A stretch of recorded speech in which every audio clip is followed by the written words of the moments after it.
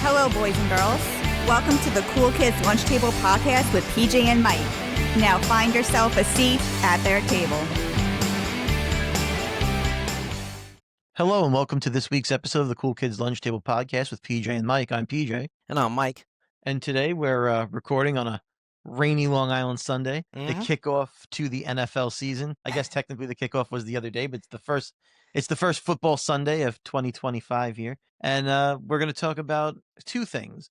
Mike's going to review his experience at the Nine Inch Nails concert that he recently went to. And then I'm going to talk about a comic book called Planet Death, which was created by the creator of John Wick. Interesting, yeah. So I kind of like when we do these kind of, we do music and we also talk about something else. Comic books. Yeah, I like it. It's good. Went to two shows for some of our listeners who are not familiar with us. PJ and I are located in New York, Long Island, New York, and I saw Nine Inch Nails play back-to-back 2 nights in Brooklyn at the Barclays Center. That's where the Brooklyn Nets play. So they played on September 2nd and September 3rd. So yeah, just give some folks some background. I love Nine Inch Nails. They're one of my favorite bands. They're probably in my top 5 of all time. I saw them. Really? I didn't realize you liked them that much that they were in your top 5. Oh, yeah. Wow. I've been a fan with them since I would say I was maybe 10. Because when the Downward Spiral came out, Closer and all that, my sister, I have an older sister, she had the album. My sister didn't really like to share, when she was younger. But when she would leave the house, if I was 10, my sister Tara probably was 16, somewhere in that 17. I would sneak into her room, deal her that album and listen to it. The lyrics, I was like, oh my God, I was mind blowing. It was so different from Nirvana that I was very into, or the music my dad would play, like the Stones or Zeppelin, blah, blah, blah. So hearing that was complete contrast. So, but yeah, I've been a fan of them since. I've seen them 4 times prior, and I was really stoked because Trent and Atticus, now he has another official member, Atticus Ross. They've been official pair together for almost 10 years now. So when they were going back on tour, I was like, OMG, because it's been a while and it's crazy. It's you always think your favorite artists, whether actors, musicians, whoever, you always think they're going to live forever, and to find out that Trent Reznor is 60 years old, it's OMG. Wow. So, is he really 60 years old? Yes. It's just hard to believe. I mean, it makes a lot of sense that he is 60 years old, but it doesn't feel like he should be. No, exactly. Like you said, some of these people just feel like they're not going to age. Exactly. Yeah. Anyway, him coming back on tour was really great because obviously he's been doing a lot of soundtrack work. And I'm here to talk about that too, because Tron Ares comes out October 10th. And I feel like I don't have any proof of this. I feel they kind of went back on tour to kind of promote the soundtrack for this, because the soundtrack actually comes out before the movie, PJ. The soundtrack comes out September 19th. So I think the soundtrack is going to be the best part of that movie. Yeah, probably this. Yes. And it's almost kind of like deja vu, because Tron Legacy was kind of the same thing, where it was a kind of movie but great soundtrack, and they had Daft Punk do it. So really interesting.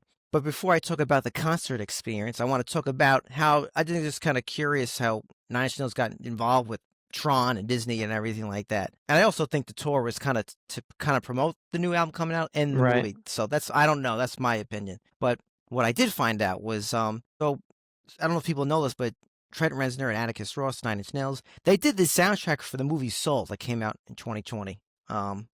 For the Disney Pixar one, the one where the guy dies, goes to heaven, and comes back. I didn't realize they did the soundtrack for that. I love that movie. Yeah. So they did that. So they already had that connection. They did other soundtrack work. They did, Social Network. They did a bunch of stuff with, David Fincher. So they're already in that. They already had their experience. They know how to write stuff for movies and make it make sense with the scenes that are happening and all that. Because making a soundtrack for a movie is not the same thing as just creating an album or anything else. Because the music that you're writing, whether it's just instrumental or there's lyrics, whatever the case may be, has to fit with what's happening in the movie at that time, or it completely takes you out of the moment. You're like, what am I listening to? Yep. And I think I think it was a great selection, because if you think about it, because with Tron Legacy, they had Daft Punk. Punk retired, whatever they did. I don't think they broke up on bad terms. I think they don't want to do it anymore. I don't think they do it anymore. Yeah. So who are you going to get next? I mean, what a perfect replacement is Nine Inch Nails. And I thought this was pretty cool. This marks the first film score credited to the band name Nine Inch Nails. Disney specifically requested that the music be attributed to Nine Inch Nails rather than their individual names, which I get for marketing, Yeah. So, and which for marketing, and also a movie like Soul, yeah, definitely geared towards kids. Maybe you don't want to throw Nine Inch Nails on there because you don't want a kid that age to be listening to that music. Exactly. And then for this movie, you're not bringing in a bunch of smaller children. Yes. Maybe for an older audience, especially based on the trailer. Yeah. You could, at least teenagers. Yeah, I don't think little kids are going to want to go see this. And Yep. You might get a couple more people if you say Nine Inch Nails. Exactly. Mm-hmm. And then Trent Reznor himself said that working under the Nine Inch Nail name put him in a more grittier mindset and playing by different rules, which suited the film's tone, which I kind of get. It puts you in a different headspace, Yeah. So anyway, I thought that was really cool, and I love the new single. That is interesting. Alive as You Need Me to Be. I love it. It's great. So yeah, I want to talk about, folks, now the concerts. So I had the pleasure of seeing them twice in the same week. Both at Barclay, right? Yes, correct. I wonder why they did Barclay and not MSG. Yes. Because I hate the Barclay. Yeah. It's not my favorite arena. I used to go there a bunch because the Islanders played there for several seasons. I see. And it's a terrible hockey arena. But in general, that arena I find is not really great for sound. And the seating is very uncomfortable. And if you sit up high, it's like you're sitting on a vertical wall. It's very steep. Yep. The rows themselves are like very, very thin, so or skinny. So it's hard to navigate at those upper levels. I don't know. I mean, I've sat down below and it was a lot better, but the middle tiers and up, it's like the one time I went there, we made friends with some of the other people that were in the area. And if any of us had to go down to get a drink or whatever, a beer or whatever we were doing, everyone was like, "Do you want us to grab you something so you don't have to navigate this terrain to get there?" And it was like everyone was kind of working together because if you got up, you had to inconvenience everybody. Everyone has to stand, get out of the way. It's poorly designed arena, in my opinion. Yeah, I mean, I've actually been there to see concerts. I saw Madonna there. I saw Queen there with Adam Lambert. I never seen like a basketball game there. It wasn't designed for hockey. Not to give any excuses. No, it was not designed for hockey. So it was just designed for basketball. By chance, every time I've seen a concert there, I had really great, because the first two concerts, my friend worked for a radio station, so I had great seats. Okay. And then these past Nine Inch Nails concerts, like I got tickets for my birthday, so my wife totally spoiled Happy me. birthday! Thank you. And then my brother too. So I've been very lucky. But I do agree. I could definitely tell just by the angles, just from understanding, because obviously it's in Brooklyn, so they have to make it tight for space. So I can see how there might be some blind spots, or a lot of blind spots. Yeah, a lot of obstructed view seats. Yeah. So if I have the option, if bands are in the area, if they're doing Barclay and MSG, usually they don't do both, but if they are, or even if they're like in Jersey or Barclay, sometimes I'll even do the Jersey concert just to avoid Barclay completely. Wow. Okay. Yeah, that's how much I dislike that arena. Damn. Okay. Yeah.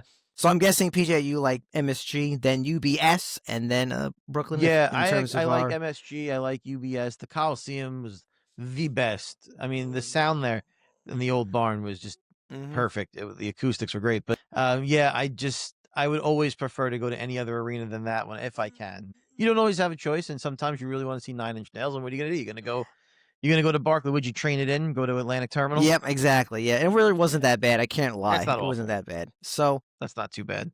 But yeah, folks. So the first night, my wife took me. Basically, she got me front row tickets. And just to kind of explain, because it's important to explain the stage setup, is so there's the main stage, right? And then in the middle, they call it the B stage. And that's like almost like a little island. I think of like the Stones did that. They had their own little island. Sometimes you see bands that have like almost like a bridge, like a little pathway into a little smaller square. This was no bridge. Like he had to walk along the sides to actually get to the little square. So we were in the front row of the B stage. There was like I guess the mosh pit, the pit was there, but we were kind of elevated. So like we were able to sit down and look. I couldn't believe it. I was mind blown. And I'm just going to go kind of, folks, do both shows at the same time simultaneously. Play different set lists for both shows? 20 songs for each show. And then he swapped out about 6 or 7 songs, which is which is good. That's pretty good. Yeah. So which is more than generous, because most bands, maybe they'll switch out 2, 3, maybe. Getting 6, I can't remember.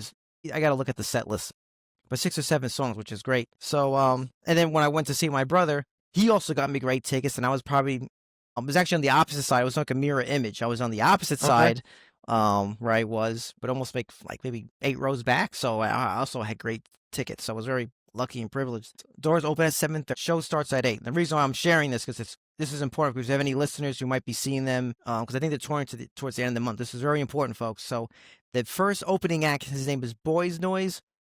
He's like has his own almost little stage. He's like basically a DJ programmer. So he just kind of programs beats. He doesn't sing or anything like that. It's very I don't know if they call it that dubstep kind of thing. Truthfully, I wasn't really a big fan of it because I like techno, I like house music, but this didn't really have any kind of like. I mean, he would put like beats on but a lot of it almost just keeping it real, almost kind of like sound like just sound effects for like an hour straight. But the reason why I'm telling you folks, so he goes on at 8.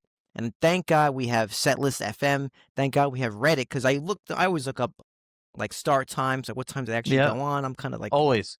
And thank God for the people who I'm thanking the internet. Thank God because it says yo when you go to the show.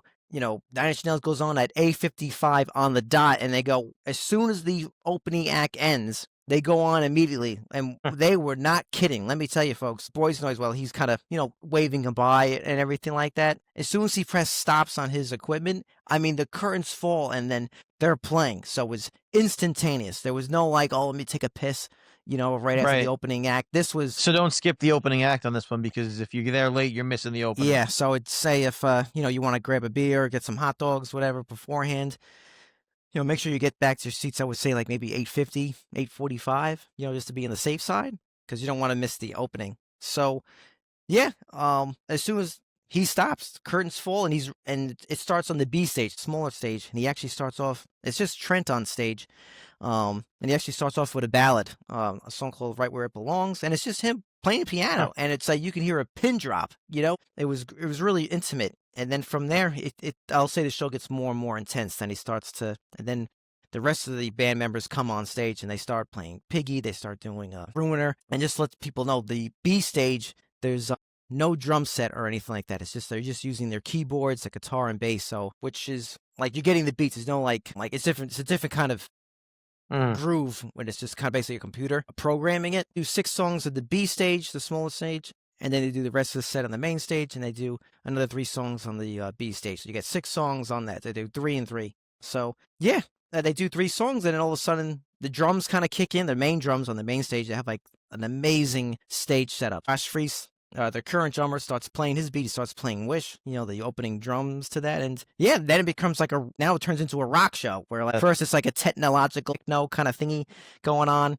It's all like the red lights. I don't know if people are watching, or people at home. I have like the Tron Aries. That's like, what I was going to ask. Did they make it feel like Tron with all the red lights and so very dark backgrounds and just a lot of red lights? Yeah. So when he was on the B stage, he kind of had that red thing going on. And then, but just to kind of talk about the stage now, I'm not going to go through all the set lists, folks. I mean, like he plays, obviously the hits. He plays Closer. He plays, Hurt. He closes with Hurt.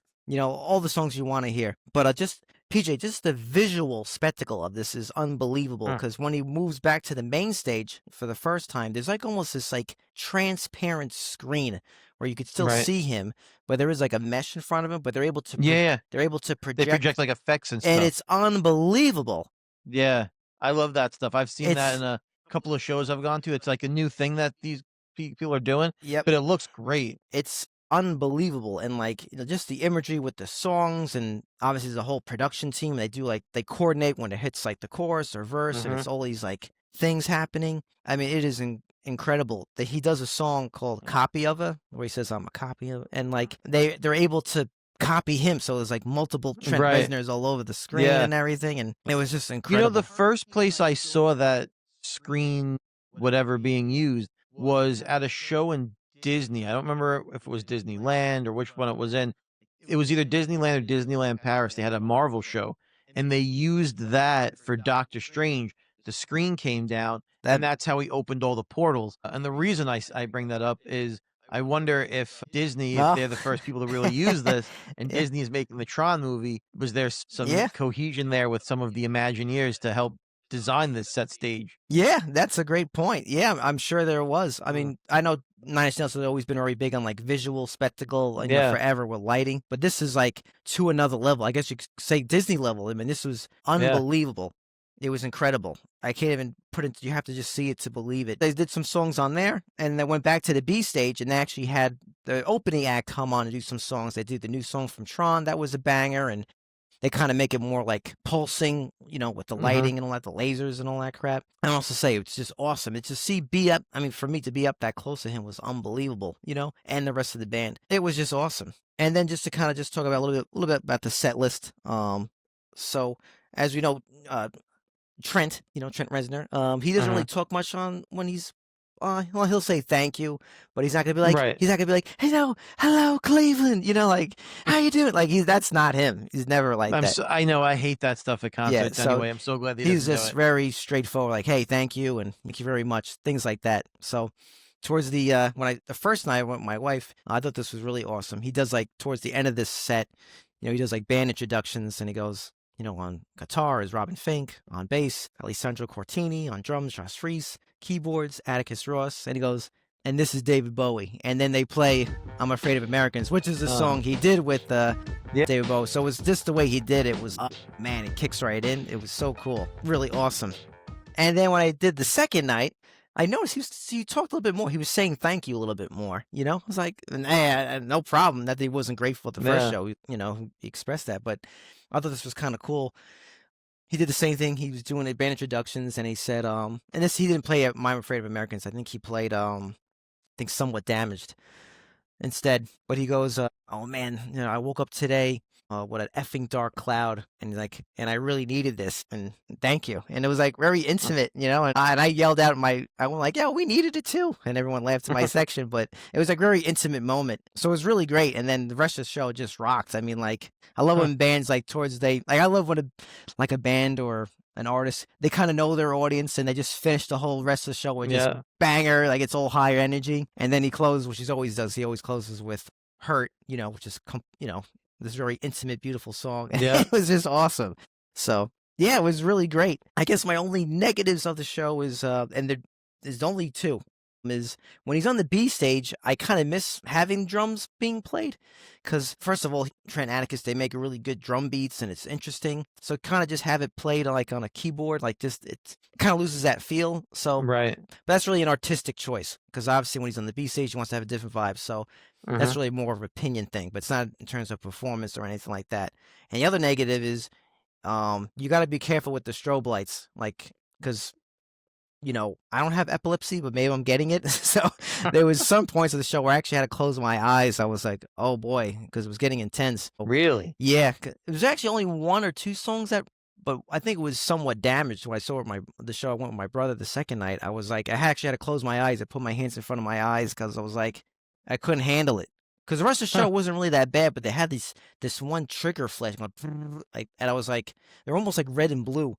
And anyway, it was very intense. So for those who have a high sensitivity to light, maybe wear sunglasses at the show or close your eyes. But the show wasn't really that bad with terms of strobe lights, but certain points, obviously, for effect, they do it. But that's it. I really have anything negative to say. I mean, they're playing at a high level. Trent Reznor is 60 years old. His voice was fantastic. I mean, he sounds like he's 20 years old. I mean, unbelievable. Josh Freese is a great drummer. Robin Fink has been playing guitar with him forever. Alessandro playing bass. I mean, Atticus Ross, they're all great. That music is difficult to play. It's more difficult than you realize. Like, oh, it uses computers, but playing that, transcribing it to live playing is no joke. So, and to perform with all those lights going on, I don't know how they do it. So, but yeah, I definitely recommend it. The show for people obviously who are fans of Nine Inch Nails. If you just enjoy going to shows, this is a show you got to go to just for the visual spectacle. And you're gonna know, like I said, he plays 20 songs. I'll say you'll know like maybe 13 of them. If you're used to radio or knowing their stuff. The other 7 you might not know more the deeper cuts, but even if you don't like them, the songs are great, in my opinion. And just the visual aspect is great. Any of the merch booths or any shirts, things like that? Well, I'm actually wearing the shirt. I got a shirt. I got 2 shirts, but I actually got it outside from. Okay. So because dude, look, I'm keeping it real here now. The folks at home, and this is not Nine Inch Nails. This is every band now. Like it's everyone. Their merch is I mean, It's stupid expensive. There's a point. I understand you're gonna overcharge it. I get that.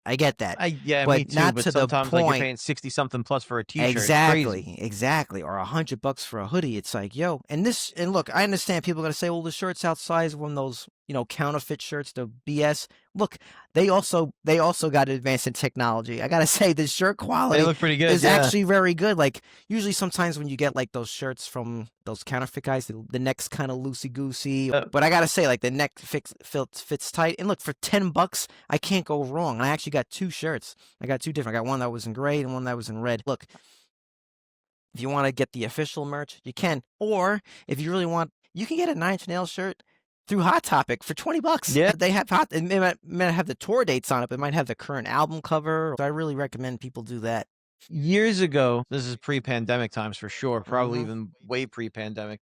Me and my buddy, Jay, we went to see Slayer at the Paramount. Right. Which was awesome, an awesome show, but that is a small venue for such a very loud band. Oh yeah. So by the end of the night, you're just deaf. But oh my God, you have to go in there with like hockey pads. Yeah, I mean that's like because they're the loudest band you'll ever see live, and that's the venue is the size of like a bathroom, so it's like the sound just bounces off the walls. But we went to the merch booth, right? And you've been to the Paramount. There's only one. There's like one. Yes, little stand. That's right. Yeah, you're right. Yeah. I remember we were both there. We're like, these are awesome. They had great shirts, 6 shirts, and this was 10 plus years ago now, so they weren't $70 at that point. They were still like $30. And I bought a shirt because it was awesome looking. I'm like, this is the coolest shirt. I can't wait to buy it. And then I bought it. And then I got home and I looked at the shirt and I'm like, but I can't wear this shirt anywhere other than a Slayer concert. Because when you go to a lot of these real metal bands, the shirts are always just something completely inappropriate. Yeah, There was like Nazi helmets and shit on this thing being worn by like devils and everything. I'm like, I can't wear this in public. I can't go out into the world. Right. I'm doing my Sunday chores. I'm going food shopping in a t-shirt with like a devil and a Nazi helmet. Right. You know what I mean? Like, but you can't wear it anywhere. And now if you go to these concerts and you're paying the same amount, now you're paying $60 plus for the same kind of t-shirt. And in the moment, it's the coolest thing ever. But then you get home and you realize, oh, I can't go out in this shirt. It's like you've wasted $60. Oh yeah. And so I feel like what the bands need to do is either make sure when they're designing these shirts, they're like appropriate for public, because if you're paying $60, make sure I can wear it everywhere. Yep. Or if you want to do these really crazy designs that are borderline inappropriate, then don't charge $60. Don't charge me $60 for a shirt that I cannot wear. Yeah. You know what I mean? Like, oh yeah. When I was still working in an office, I'm not anymore, but when I was, we didn't have a dress code rule. You could wear a band t-shirt and a pair of jeans. That's fine for the office I was in, but I can't wear a band t-shirt that has, all some of the particular imagery. And I buy all these shirts and I'm like, well, 5 days a week, these shirts are out of the rotation. Right. And I'm paying so much money for them. That's why I stopped getting, because I only really go to metal shows. Yeah. And that's kind of why I stopped getting t-shirts and stuff from those things. I'm like, it's really not worth it. I can't wear it anywhere. Like Other Side Jackass? Is it that one? Oh, yeah. Can't wear it. I always feel like people give me Stone looks. Cold Other Side Jackass t-shirt, and the front just said Other Side Jackass, and on the back was just Stone Cold on the turnbuckle. Right. But you couldn't wear it anywhere because the shirt said Jackass. Yeah. You couldn't wear it to school. They'd make me turn it inside out. I'm like, another shirt I can't wear anyway. Yeah. And I a few more things, PJ, about the show I just think are just worth mentioning. I think it's just, look, I'm not making fun of anybody, but I just love the fans at these shows. I just love the outfits. I love it. And I just love seeing other, I don't really consider myself a gothic person, but I think I'll say more of the grunge, edgy side. I got earrings, blah, blah, blah. But I just love people coming in with like all leather. They're coming in. I saw a woman when I went with my brother. She was dressed up as Snow White. I saw the person was like I saw that woman in rubber. Wow. I saw my wife and I. We saw a girl. She had I don't know if it's a mohawk, but she made like devil horns out of the front of her hair. She glued them up straight up, like, and it was tall. So it's like the people that do the Liberty Spikes. Yeah. So I just right. So I'm just saying, like, even that, just like the community of fans, and it's just, hey, look, I'm just keeping it real. It's fun to kind of see that stuff. It makes you feel young again, and and I say most of the age group is probably like 30 and up, maybe 35 and up. So it was cool seeing some like rocker milfs or dilfs, whatever your float your boat with. It's good seeing all these alternative folks coming out. It was great. And then I just have to. I love the I go in a t-shirt and jeans, right? When I go out, that's my uniform, right? From going to a concert.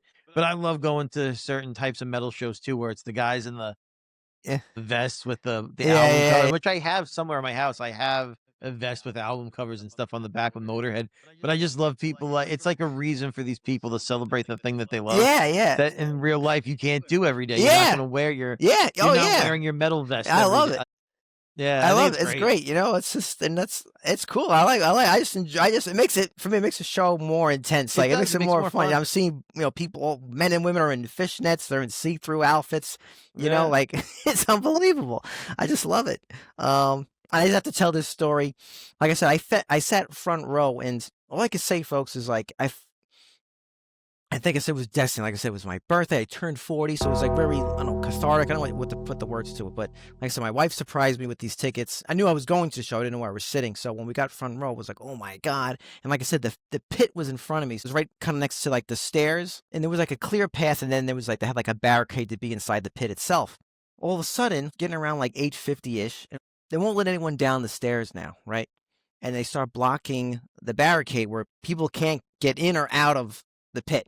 So I'm like to my wife, the band's gonna come out this way, like, because I know I see the pathway up to the stairs into the mini stage. So I felt my wife and I were the only ones who were mindful or present, knowing that this was happening. Granted, it was still very dark in there. It had the red and the black lights and all that stuff, but I felt I was the only one who was aware of this. I felt it was like the show was just for me. So like I'm waiting. The rest of you waiting for him to come down the entrance. Yeah. So the opening act is still playing, and then all of a sudden you see a big bouncer with a little flashlight clearing a path, and then yes, folks, I did record it, but I wasn't like I want to see him with my own eyes. I just kind of did it like guerrilla. I trusted my right hand would do its job. So anyway, I saw Trent Reznor was right in front of me. He was like a foot in front of me. I was going like, yes, screaming. He was like, very focused. But to see him pass right in front of me was mind blowing.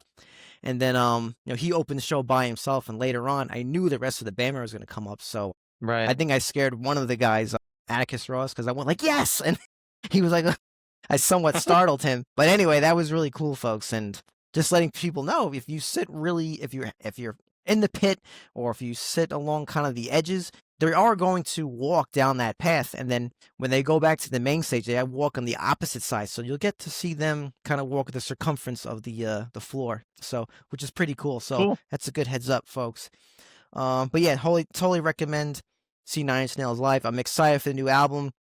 We're not sponsored, folks. I'm just letting other fans know that the new album comes out. The soundtrack comes out September 19th. And the movie itself, which I'm going to see just for the soundtrack, and I'm kind of curious, because I do enjoy the Trump movies. I'm not a big fan of Legacy, but, I like the idea of those movies more than the movie themselves. Correctamundo. Yep. And that movie comes out October 10th. So I'm going to be in Disney the first week of October, and I'm going to try and go on that Tron ride, because my understanding is they've changed it a little bit to make it all red now to be more like the new movie, and I want to see what that's and I think supposedly, like. They're putting a lot of marketing behind this movie. And supposedly they have some of the soundtrack playing throughout the ride now, so which is pretty cool. So I mean, I don't think they're going to be playing Closer. They're probably going to play not, but they're probably going to play the new single, I'm assuming.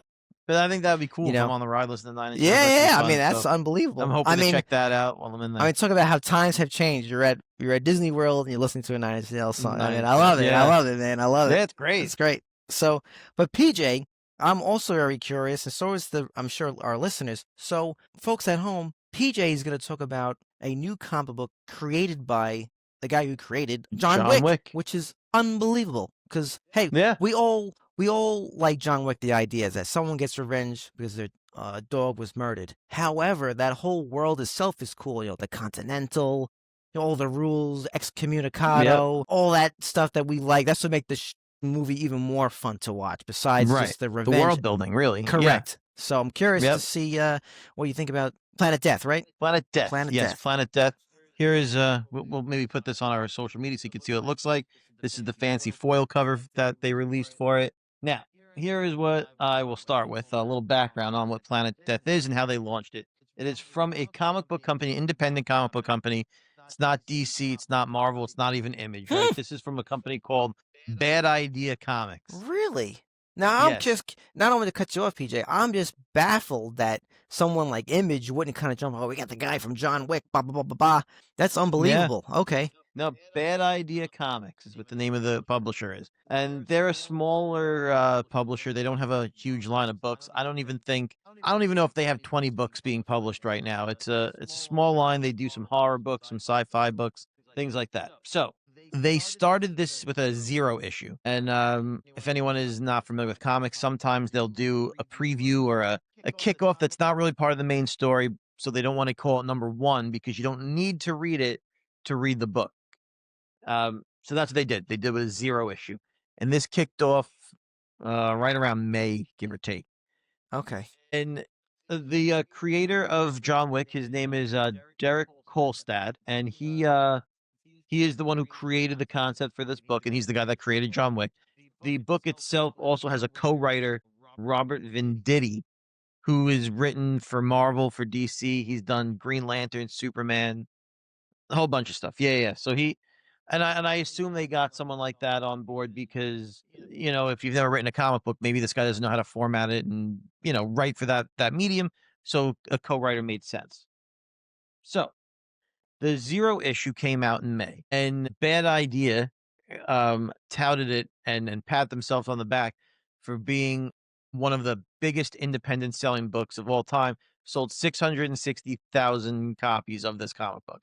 Okay. Which for a small company sounds like a big number, right? Here is where things go off the rails a little bit with the behind the scenes of this. The way this book was sold, and here's a little inside baseball for comic book retailers and stuff that people may not know. We buy the books from a distributor at cost. Obviously, we resell them.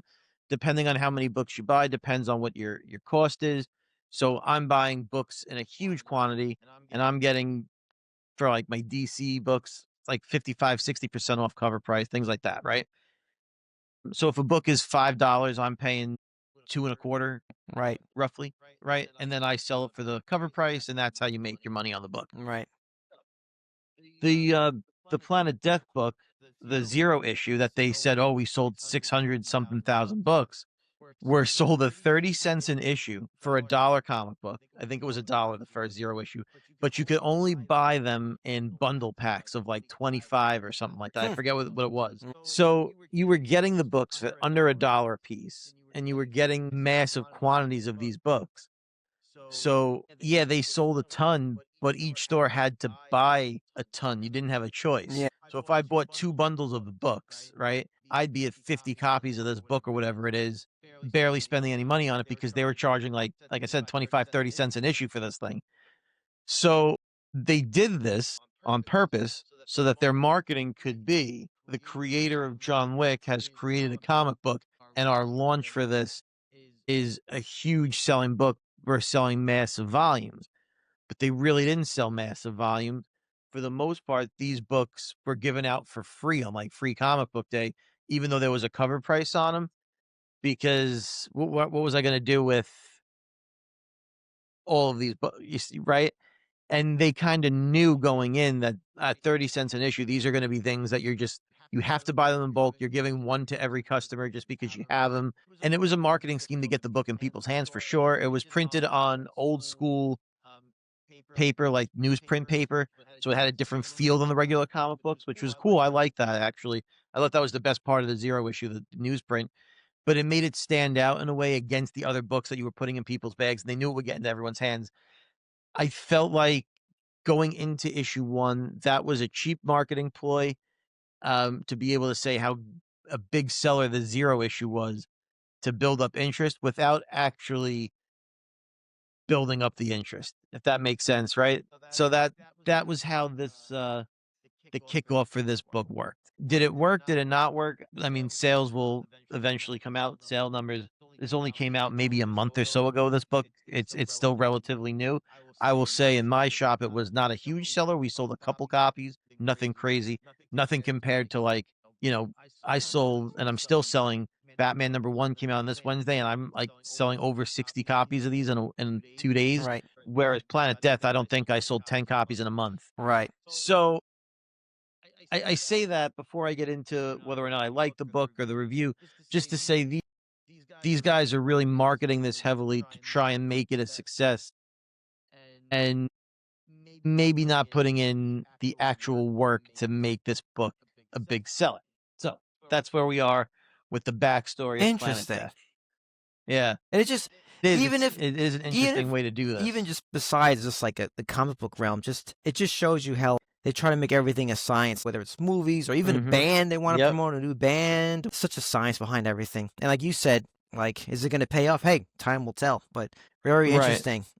Yeah, so I bring that up just because I do think that's an interesting backstory as to how this book is being marketed and how they're trying to get it into the hands of consumers. And obviously, the biggest marketing thing on every solicitation for this book, every advertisement they sent out, hang a poster in the window, everything says big bold letters from the creators Of course, John you got to Wick. do that. That's the You first gotta thing do you it. see. You gotta. Right. So we have said on this very podcast a number of times that we felt like, why is Hollywood so void of new ideas when new ideas can be successful? Look at John Wick. That Yep. started off as a new idea and it became the biggest thing ever for years, right? That was all anyone was talking about, new John Wick movies. So can the creator of John Wick, Derek, like I said, his name is Derek Kolstad, Yep. can he strike gold again? Can he do it? We know he's made other movies. I don't know if you're familiar with his actual filmography, but he created a couple of movies. The other one was called, hold on, let me look it up. It's a movie you've heard of for sure.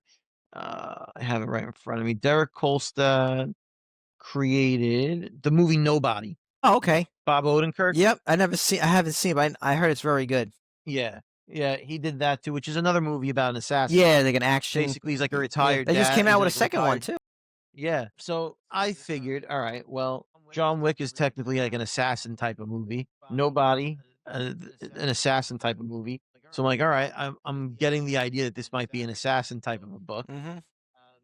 And he's also written a couple of episodes of The Falcon and Winter Soldier or Captain America Winter Soldier, whatever that TV show was called. He wrote a few episodes of that. So I said he might have a bit of comic book, knowledge or an interest if he's writing for them. So I went in this with the highest of hopes. Now, was I let down? Let's take a look at the book because I'll flip through it as I'm talking about it. First thing I will say is for the issue 1, the actual first issue, not the 0 issue, they did not stick with the very cool newsprint paper. They went to high gloss, standard comic book paper, which I think does the story a disservice. The book itself seems like they want to have a gritty feel. I think that paper helped sell that story. Yeah. The art for the book is the biggest positive. It's a guy whose name is Tomas Giorello. Fantastic artist. So now talk about the story. It is not an assassin story. He did not stick with his assassin roots. Okay. It is a sci-fi I was going to story. say, is it science fiction? Okay. It's very sci-fi. Essentially, the plot is they wake this soldier up from like a cryo sleep, and he just keeps repeating the same phrase over and over. And that phrase is something along the lines of destroy the weapon, get home. Hold on, I'll get you the exact thing. He keeps saying in here, destroy the weapon, return home. Destroy the weapon, return home. That's all he keeps saying, right? And we don't know what the main character, like Colonel Scott or something like that, his name is. Destroy the weapon, return home. And then he starts like having a little bit of flashbacks. He has a family at home that he wants to go see. So now he's deployed into destroying the weapon, and he ascends or descends onto Earth. So he's in space, and I guess Earth is overrun by whoever. Right. Or whatever planet, whether it's Earth, it looked like Earth, maybe it was another planet. They don't really give you a lot of specifics. And he's now with his group of Halo soldiers, essentially, is what they look like. Very generic looking sci-fi soldiers. And they're just trying to destroy the weapon so he can return home. I would give you more to this plot if there was more to the plot. There isn't. The very thin, generic looking sci-fi soldiers, Starship Troopers, Halo, that kind of bulky space armor look. Yeah. That's what the outfit is for this sci-fi army. And with, oversized guns and shit like that. The people they wind up fighting kind of look like ogres. They're not sci-fi looking characters. They're more fantasy looking. So I guess that's a cool like juxtaposition of sci-fi versus fantasy. So visually it looked cool. Like I said, the art's fantastic. They don't tell you what the weapon is. They don't tell you why we need to destroy the weapon. They don't say, is the weapon being used against human? They say nothing. Just 22 pages plus of destroy the weapon, return home. At some point, a couple people die, the soldiers, and you've never met any of them, so you don't even have a chance to like, oh no, this guy didn't make it. So they give you like maybe a page of like meeting one other soldier who dies, but you don't really care. You don't really know his name. All you know about him is he's from Nebraska. right. That's all you know. So our main character, he goes down with a crew of people which we think is Earth, right? And who is he actually? Who is he fighting? Other humans or is it monsters? They don't say. Just these monsters. These I don't know what you'd call them. They look like I said, like fantasy giants or trolls. They're all blue. They don't have any weapons. They're just. Do they have weapons? The enemies, or are they just like? They're not like guns and stuff. They might have like. So they have armor. They have like humanoid then. Yeah, they're like, just not even really armor. You want to see a picture of them? I mean, it's so tough to describe because nothing happens in this comic book. Interesting. They have like swords and shit. Okay. You see what I mean? Right there.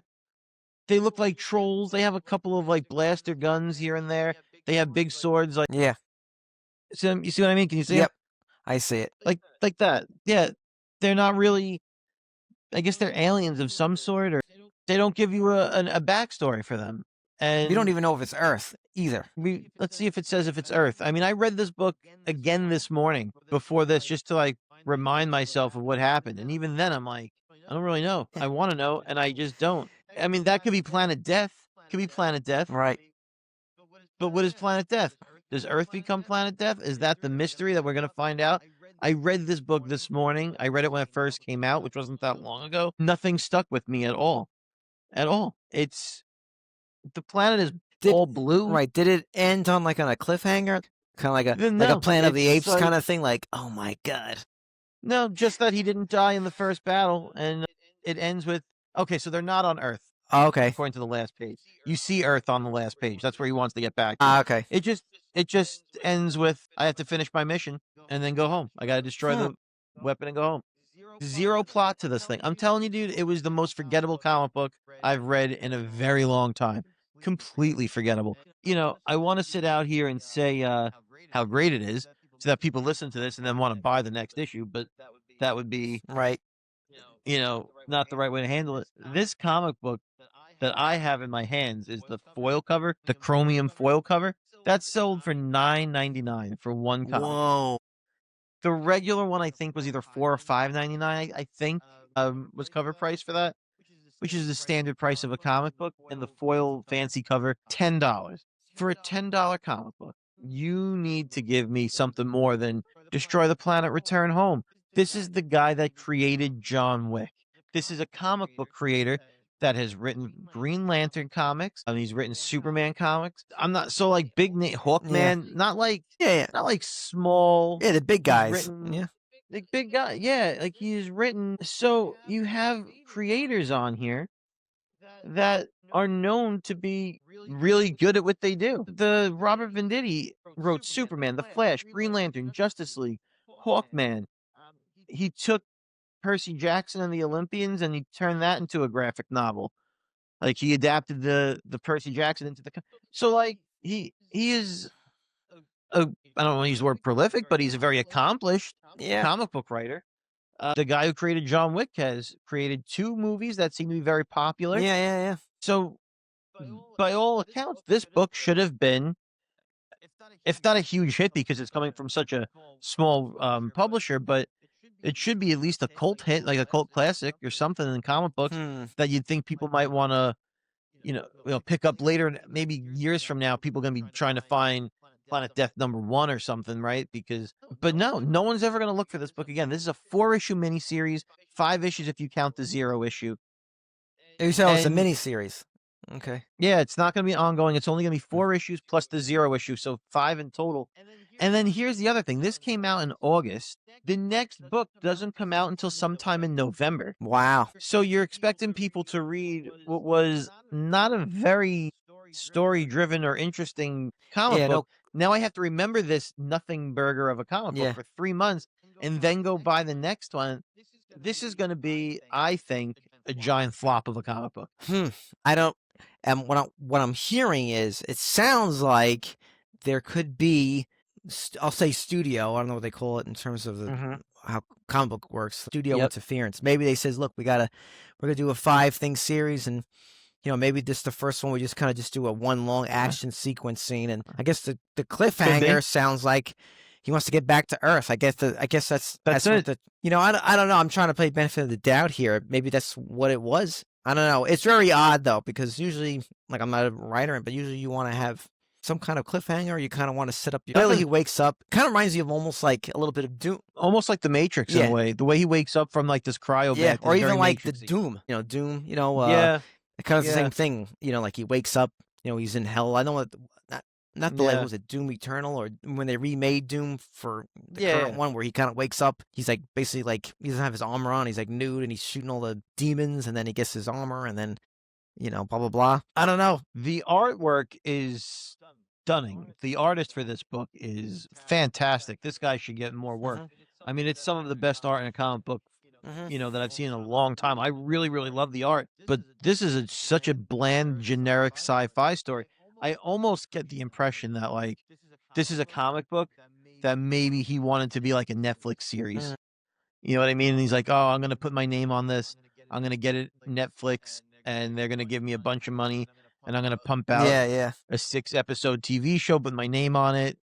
And, maybe in a TV show with a budget, it probably would look visually interesting on screen with sci-fi armor and, the monsters, the ogres or whatever, they with the big battle axes and that quasi fantasy / sci-fi looking villain with these super sci-fi looking. So maybe it would look very visually interesting on a screen with a budget, and maybe that's what he's going for. Because he's not a comic book guy, so maybe this is just a way for him to be like, look at my comic book that I created, Netflix, give me a TV show for it, sort of that thing. I don't know, but this was So I the reason I wanted to review this comic book specifically was because we kept saying, if there's no more new ideas in Hollywood, how could that be? Why we keep rehashing everything? Look at John Wick. This guy created something brand new. Right. Why can't we create more brand new things? And now this guy's created something brand new. The guy who we've been like saying should be the model for creating brand new ideas. And is it possible he's a one-trick pony, this guy? And maybe I don't want to say there are no new ideas. Obviously there are. But is this the reason why all of these mediums, whether it's TV, whether it's comics, whether it's keep going back to the well, because these new ideas just feel flat? Yeah. Is that what Hollywood is seeing? That you got to believe that Hollywood, and I use the word Hollywood because there's so many different studios, they're all watching. They want to mine these comic books for ideas. They want to mine novels for ideas. They're not, they want to, it's easy to adapt something than it is to create something from scratch. There's some studio executive, like I said, at Netflix or wherever, picked up this book and they were like, this is what's considered new? Bring back Indiana Jones. Yeah. Bring me Rambo. Yeah. I need something that's proven because this is never going to make $1. And I also think it's funny that the name of this company that produced this comic book is called Bad Idea, because this is a bad idea. This whole comic book is a bad idea. Certain things, like I guess I'm somewhat superstitious. I wouldn't want to name my company Bad Ideas. I don't know. That makes me feel uneasy. Well, it's accurate. I'll tell you that. Right. So. Well, do you know anything else from their catalog in terms of bad ideas? They have they had a couple of books. They have a book out now called Cul-de-sac. It's like a horror book. All right. Are they any of those actually good ideas, or? I'm going to go with I haven't seen them. They're not big enough to have any good ideas, but they don't have any big selling books that anyone's really heard of, I don't think, outside of like PJ, comic here's book my people. questions to you. Here's my first one. Sure. So, you obviously had to purchase this first bundle, right? Obviously, right? Yes. Next question is, even though you had low sales on it, right? Will you buy issue number 2? Well, I will bring issue number 2 into the store at a much smaller quantity. Right. Because now the bundle was only for that first issue to get people interested. Yep. And because that first 0 issue was a bundle there was only like a couple of cents to buy the book, it was easy to give that out to people. And because that worked out, we sold a couple of copies of number 1 because people were kind of curious because they got that first taste of it. I definitely over ordered for issue 1, so I'm going to cut my orders down for issue 2. I will bring it in because there will be a few people that will buy it just because it's the creator of John Wick. So yes, I will buy it, but not nearly as many. I am going to slash my order count down to a handful of books. I don't know if I would order more than 10, maybe even less than 10. I might wind up ordering. I'll have a couple on the shelf just for those few people that the name recognition of John Wick want to buy it. Okay. So I guess my thought is sometimes it's like TV shows. Hey, maybe the first episode is kind of but then it starts to pick up. So maybe, who knows, maybe issue 2 really picks it up. It's like maybe people are like, hey, if you get past issue 1, you get to 2, you'll be all right. So maybe that be the thing. It could be. It could be, but you're asking a lot of people because you're only giving them 4 issues. So I have to, half of the story is over before it picks, you know what I mean? Yeah. If it was a 12-issue book and you say, hey, you got to get past issues 0, 1, and 2, but by the time you get to the next 10, things pick up. But by the time I get through issue 2, the story's halfway over. So I'm gonna the way it normally works is like 0, 1. Issue 1 is like your big setup, right? Then issue 2, now you understand the whole plot, and you're probably introduced to whoever the villain is. Issue 3 is the big climax of the story, and then issue 4 you're just wrapping it up. So you only have one more. I need to understand who the villain is by the end of next issue. I need to have a sense of I want to see these characters be successful, and right now I don't care after issue 1 at all. So you have a lot of work to do on issue 2 to get me to want to go back for issue 3. I just don't think this book is going to last. They'll make all 4 issues, and then I think we're never going to see Planet Death 2. Right. They're not going to make a sequel series to this comic book. I'd be shocked if they did. That'll be the death of Death Planet, right? Yeah, exactly. Okay. Yeah. So it sounds like you are not recommending this. Here's what I would say. If you buy comics just because of the art, and some people do. Yeah. Some people are like, I don't care what the story is. I'm more of an art guy. I want to appreciate the art. Then definitely buy this because the art is gorgeous. The art is some of the best I've seen in a long time, especially on an independent comic book. The art, I would love to see this guy on much higher level work. DC and Marvel should be throwing money at this guy. Right. Because he really did an excellent job. So if that's what you're into and you don't care about the story so much and you're just in it for the art, 1,000,000% recommend it. Right. If you're in it because you want a good story along with that art, that's when it takes a turn. Right. Okay. Interesting. And that's what's great about comics, right? You can have a not so great story and still appreciate it because of the art. It's tougher to do that in a movie or a TV show because even if the cinematography is great on a movie, if the story sucks, it's who forget cares? about it. But with actual hand-drawn art, you can still really appreciate it more. I mean, think about a Zack Snyder film, right? Not to throw Zack under the bus. Yeah. They all Great. look Yeah. all, right? But then you watch it and you're like, man, Aquaman was, whatever movies he, Yeah, interesting. But yeah, so that's my thing. We've been saying we should look to John Wick as a way to revitalize Hollywood, and even the guy from John Wick just apparently has a dud in him. What do we do? Ben Affleck once said this once about him working with his buddy Matt Damon, and this is he used to say, "Tell me all of your ideas." He goes, "Even tell me the bad ones, so we can get to the good ones." So maybe he has to get this out of his system to get to the next. You got to get this one out. So maybe it's very possible. Music. Sometimes you have to write everything, and some songs will be better than others, but you still have to get that out to get to the good stuff. So okay, I was just disappointed. I was hoping that this was I know it's like you said for especially if you're promoting it so heavily. The creator of John Wick, like this isn't going to hurt John Wick 17 when they come out with that movie. You know what I mean? Like those will still be what they are. He hasn't even written them past I think 2 or 3. So I don't think he's even too much involved with John Wick anymore. But always gets credit as the creator, but I don't think he's writing the newer chapters of the universe. Right. But it's just you hear the John Wick creator is going to do something, you expect John Wick quality, and when it's not, you're like, why are we promoting it on this guy's back if he's not? I can't imagine someone read this and was like, "This is just as good as John Wick," or "This is." Yeah.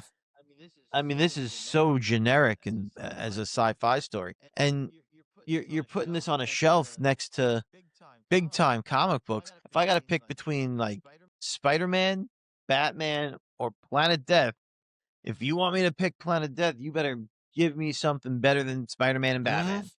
Yeah. Different genre, sure, they're superheroes. This is just a sci-fi army story. but your competition is the comic book next to you on the shelf, regardless of genre. Yeah. And if you can't be better than Batman, or at least as good, or offer me something that's just so different that you can't even compare it, you're going to fall flat. I don't know. Hey, if anyone out there who's listening has read Planet Death and they feel differently, or you think I missed the point of this book, let us know. I'm happy to hear other points of view that maybe change my opinion so that I'm more interested for issue 2. Yep, I'll stand by this. We'll see how issue 2 goes. And I think that'll be the barometer. Good stuff, Mr. PJ. So, I guess all in all, we're recommending 9 Inch Nails, seeing them live. Yeah. When the soundtrack comes out, I'm definitely got to get it, listen to it, and hopefully the movie's good. And then with Death Planet, hey, maybe potentially check it. Like if you're an art enthusiast, or a fan of John Wick, sounds like get it. But don't be surprised if you buy one issue and it might be just a one and done for you. Yeah, just get it to appreciate the artist. That's what I would say. Really appreciate this. I'm going to tell you how much I like this art. As you know, I have an office filled with original art pages and stuff from comic books. I may try to buy a page of art if it's reasonably priced from this guy, just because of how much I like his style of art. So, that's the biggest positive and the biggest takeaway is if you put this guy on like a Batman book or even like a Star Wars book, put him on a Star Wars comic book. If he likes space adventures, if that's the things he likes to draw, it was stunning artwork. Yeah, sounds good. What was his name again? Robbie? Was it Robbie something or? His name is Tomas. Oh yeah, he said that. All right, get mixed up. Okay, is the artist? Yeah, and then the Robert Venditti was the guy who co-wrote it. He's the guy who co-wrote it. Yeah, and Derek Kolstad is the guy who created John Wick and this concept for this book. Next, all right, cool. So there's a chance that Death Planet could be excommunicado. So you ain't kidding. So, but thanks for listening, folks. Same time, same table. Have a good one. Boys and girls, lunchtime is over. For more information, visit their website at coolkidslunchtable.podbean.com. Follow the boys on all social media platforms. Just search Cool Kids Lunch Table Podcast. Now get to class before you get detention.